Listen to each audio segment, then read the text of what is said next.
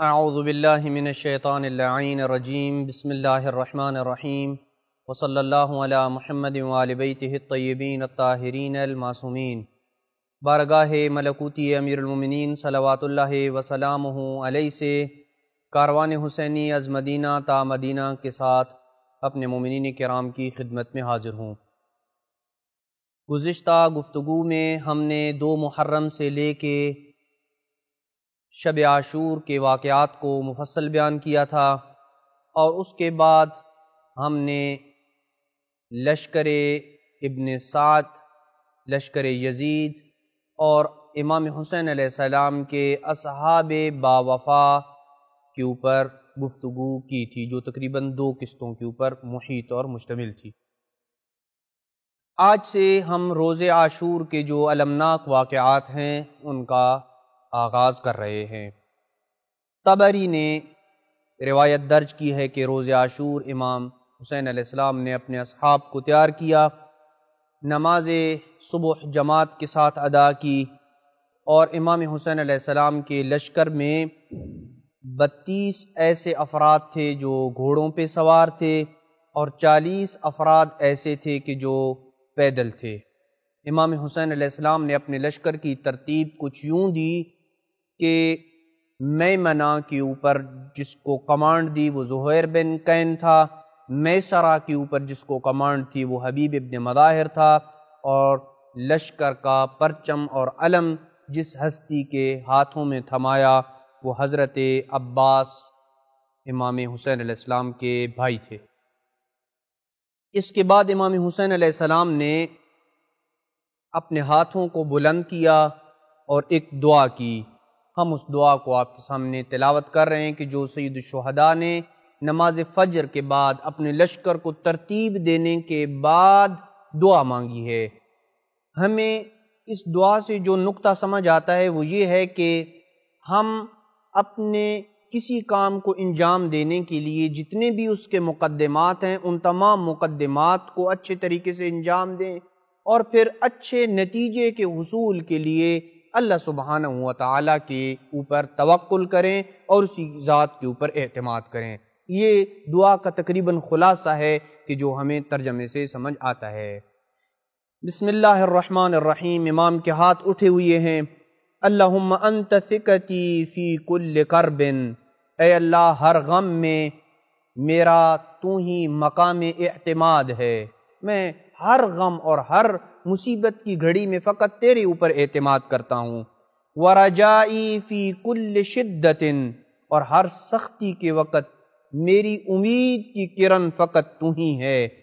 وانت لی فی کل امر نزل بی ثقۃ، ہر مشکل کے وقت میری پناہ، میرا مأویٰ اور ملجا فقط تو ہی ہے۔ کم من ہم یضعف فیہ الفؤاد، کتنے ہی ایسے غم ہیں کہ جن میں انسان کے دل کمزور پڑ جاتے ہیں۔ وتقل فیہ الحیلہ، جس میں رستے بند ہو جاتے ہیں، انسان کی کوششیں ختم ہو جاتی ہیں۔ ویخذل فیہ الصدیق، دوست عاجز آ جاتے ہیں۔ ویشمت فیہ العدو، اور کئی غم انسان کے اوپر ایسے آ جاتے ہیں کہ دشمن انسان کی اس تکلیف کو اور دکھ کو دیکھ کے خوش ہوتا ہے۔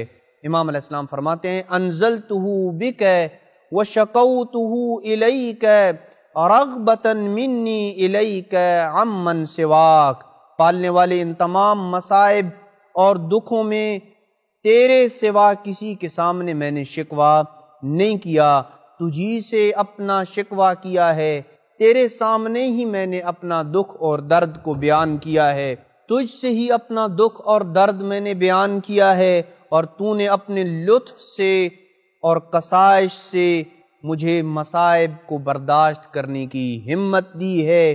وَأَنْتَ وَلِيُّ كُلِّ نِعْمَةٍ، آپ ہر نعمت کے ولی اور مالک ہیں۔ وَصَاحِبُ كُلِّ حَسَنَةٍ، ہر نیکی کے آپ مالک ہیں۔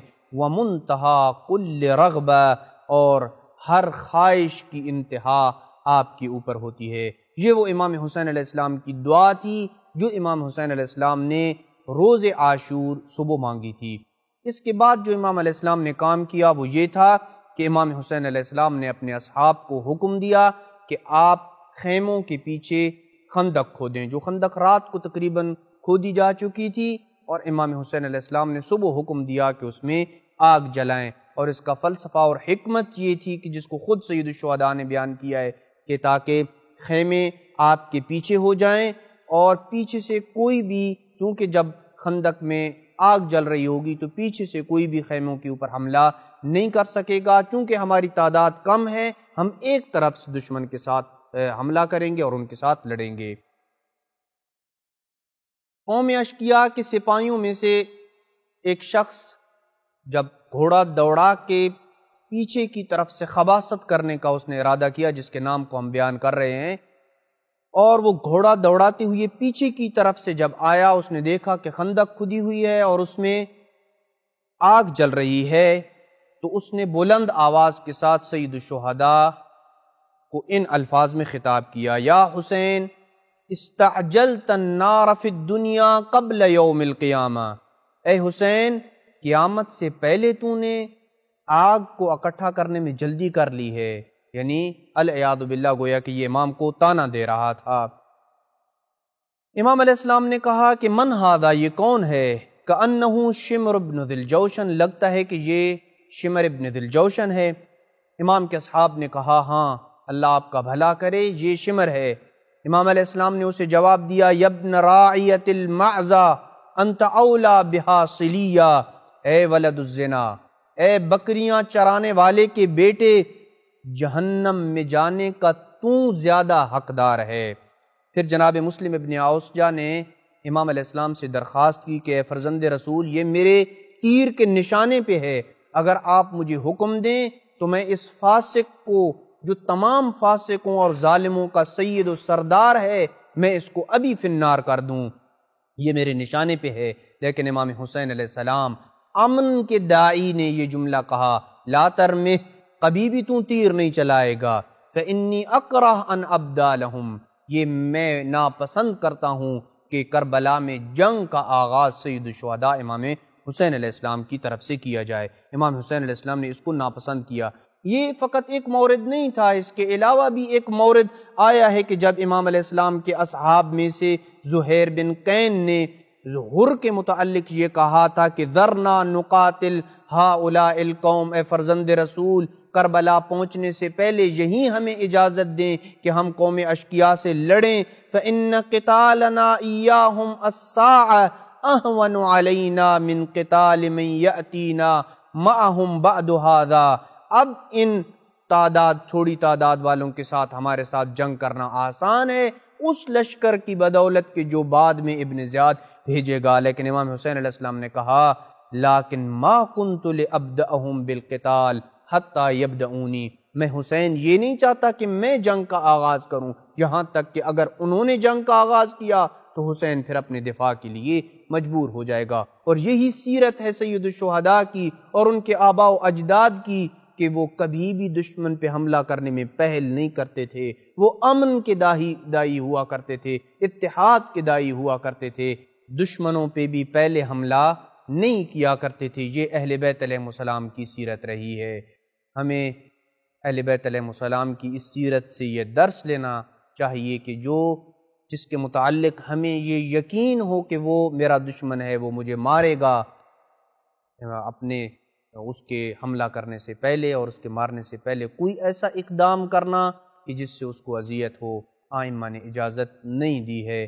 ائمہ اہل بیت علیہ السلام کا یہ طریقہ کار رہا ہے کہ وہ اپنا دفاع ضرور کیا کرتے تھے لیکن کسی بھی موقع پہ انہوں نے جنگ کا آغاز نہیں کیا ہے۔ دعا ہے کہ اللہ سبحانہ و تعالی ہمیں امام حسین علیہ السلام کی اس تحریک کو سمجھنے اور امام علیہ السلام کے انصاروں میں سے شمار فرمائے۔ دعا ہے کہ اللہ سبحانہ و تعالی ہمیں امام حسین علیہ السلام کی سیرت طیبہ کو سمجھنے اور اس پہ عمل کرنے کی توفیق نصیب فرمائے۔